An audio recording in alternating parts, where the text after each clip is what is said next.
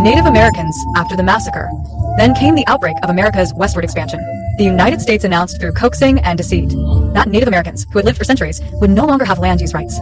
Soon after, the Indian Removal Act of 1830 was passed, forcing the Eastern Native Americans, who had lived for generations, to relocate to the frigid, desolate mountain ridges of the West. And it didn't end there.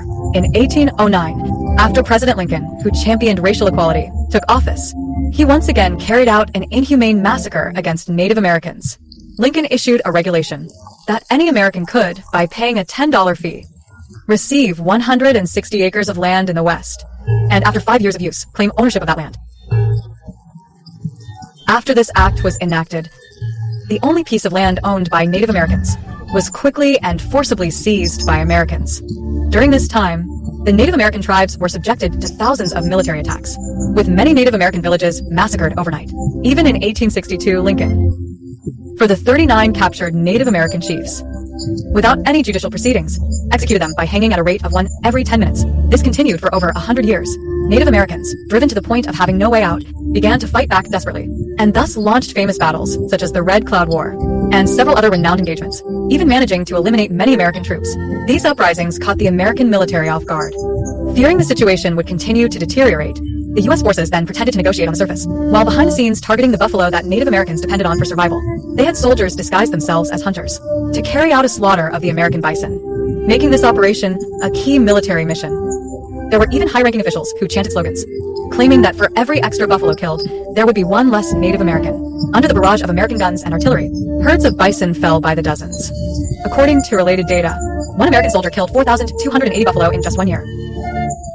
Over more than a decade of rampant slaughter, more than 30 million buffalo were killed. Later, according to survey data, only about 1,000 American bison survived. Consequently, Native Americans lost their food source, forcing them to compromise out of sheer necessity, and ultimately returned to the barren mountains designated by the U.S., where they remained frequently monitored and interrogated.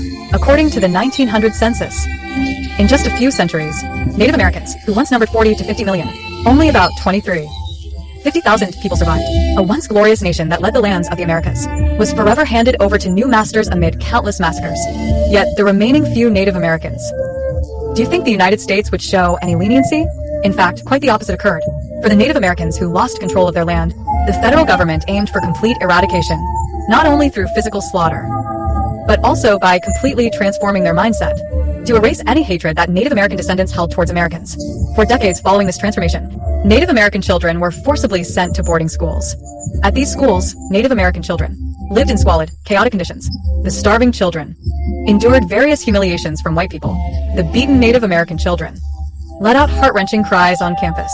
However, these torments did not make them stop, but rather intensified the abuse.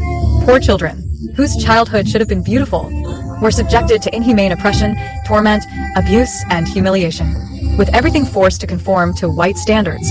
As a result, Native American unity and organization were on the verge of collapse, and even educated children found themselves lost in society.